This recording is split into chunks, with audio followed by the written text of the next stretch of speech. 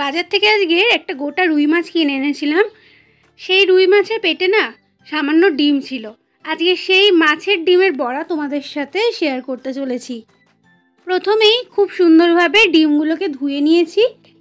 এবার আমি এর মধ্যে দিয়ে দেব সামান্য হলুদ গুঁড়ো, সামান্য স্বাদ মতো নুন দিয়ে দিলাম। আমি 1 টিস্পুন নুন দিয়েছি। এখানে দিয়ে দিলাম 2টো কাঁচা লঙ্কা কুচি, 1 টিস্পুন রসুন বাটা, এর মধ্যে দিয়ে দিচ্ছি একটা গোটা পেঁয়াজ কুচি, ধনেপাতা কুচি আর চালের গুঁড়ো 1 টেবিল স্পুন দিয়ে খুব ভালোভাবে আমি এই মাছের ডিমটার সাথে উপকরণগুলো মেখে নেব। এবার খুব ভালোভাবে মেখে নিচ্ছি মাছের ডিমটাকে। এবার আমার মনে হচ্ছে এর মধ্যে আর একটু চালের গুঁড়ো লাগবে, তাই জন্য আমি 1 টেবিল স্পুন আরও একটু চালের গুঁড়ো এর মধ্যে দিয়ে দিলাম। দিয়ে আবারও মেখে নিচ্ছি। আমার এখানে মাছের ডিমের যে বড়ার ব্যাটারটা রেডি করেছি সেটা কিন্তু একদম রেডি। এরমভাবে এটাকে আমি কিছুক্ষণের জন্য ঢাকা দিয়ে রেখে দেব। তারপর কড়াতে আমি সাদা তেল গরম করতে বসিয়ে দিয়েছি। এখানে আমি বেশি তেল দিইনি, ডুবো তেলে ভাজবো না। 3 টেবিল স্পুন তেল দিয়েছি, সাদা তেল। সাদা তেলটা ভালোভাবে গরম হয়ে গেলেই এর মধ্যে আমি এক এক করে বড়াগুলো দিয়ে ভালো করে এপিট ওপিট ভেজে নেব।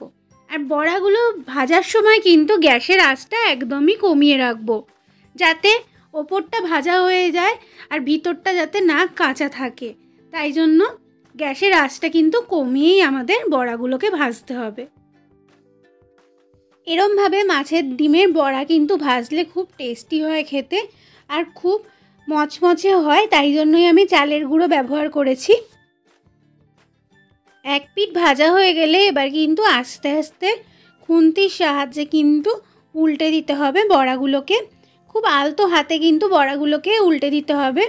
আমি এখানে কিন্তু খুবই পাতলা পাতলা করে যেহেতু ভাজছি, তাই জন্য খুবই আস্তে করে কিন্তু বড়াগুলোকে উল্টে দিচ্ছি।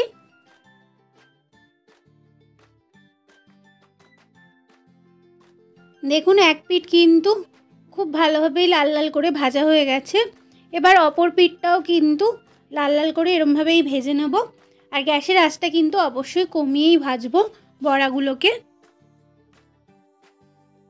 যাদের মাছের ডিমের বড়াতে আষ্টে গন্ধ লাগে তারা কিন্তু এরমভাবে বড়া রেডি করে ভাজতে পারেন, খুব টেস্টি হয় বড়াগুলো খেতে।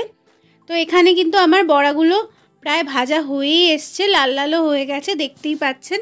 তবে আর দেরি কেন, আপনারাও বাড়িতে এরমভাবেই কিন্তু বড়াগুলো ভাজবেন। আর আমাকে জানাতে ভুলবেন না কেমন লাগলো। ভালো লাগলে অবশ্যই লাইক, কমেন্ট আর শেয়ার করতে ভুলবেন না। নমস্কার, ভালো থাকবেন, সুস্থ থাকবেন। আবার দেখা হবে নতুন একটি রেসিপি নিয়ে।